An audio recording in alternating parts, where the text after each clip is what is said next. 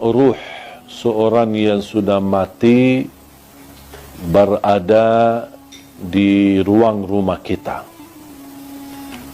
Ada yang berkata selama 3 malam, ada yang sampai 40 malam. Kasihanlah, ruhnya lagi diam di rumah, jasadnya di kuburan. Terus ngapain jasadnya di situ kasihan sendirian?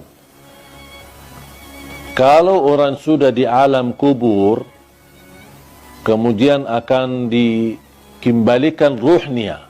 Buat apa Allah kembalikan ruh? Supaya proses langkah awal hisab. Tapi hisab yang masih istilahnya ringan, menghadap mungkar nakir. Ada beberapa pertanyaan yang perlu kita jawab saat menghadapi mungkar nakir. Seandainya kita berhasil lolos dari pertanyaan dan kita bisa menjawab seluruh pertanyaan mungkar nakir, berarti akan kita menikmati.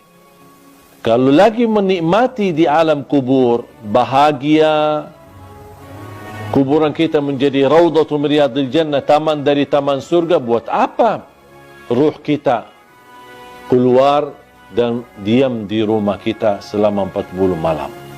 Sebaliknya, kalau kita tidak lulus untuk menjawab pertanyaan mungkar nakir, berarti kita akan menghadapi kesiksaan yang amat pedih di dalam kubur.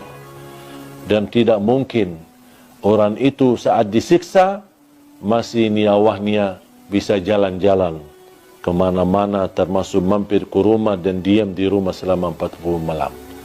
Itu semuanya hanya diperkirakan atau perkataan orang, tapi tidak ada dalil pun di dalam Quran atau hadis ruh kita akan diam di rumah kita selama sekian malam.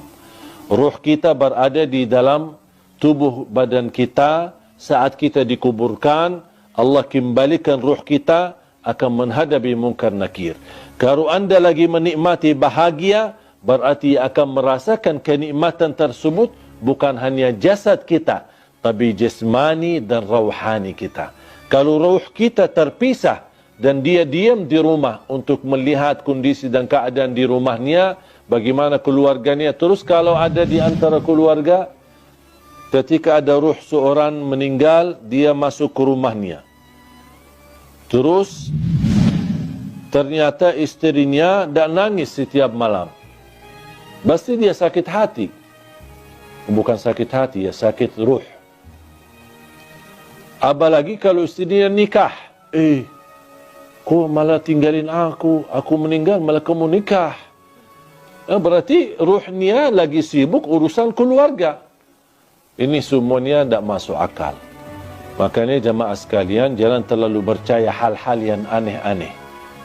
Kalau kita bahagia di alam kubur, berarti ruh kita akan disibukkan dengan kebahagiaan. Kalau kita lagi di alam kubur disiksa, na'udzubillah min zalik, berarti ruh kita akan kesibukan dengan azab. Na'udzubillah min zalik. Wallahu ta'ala.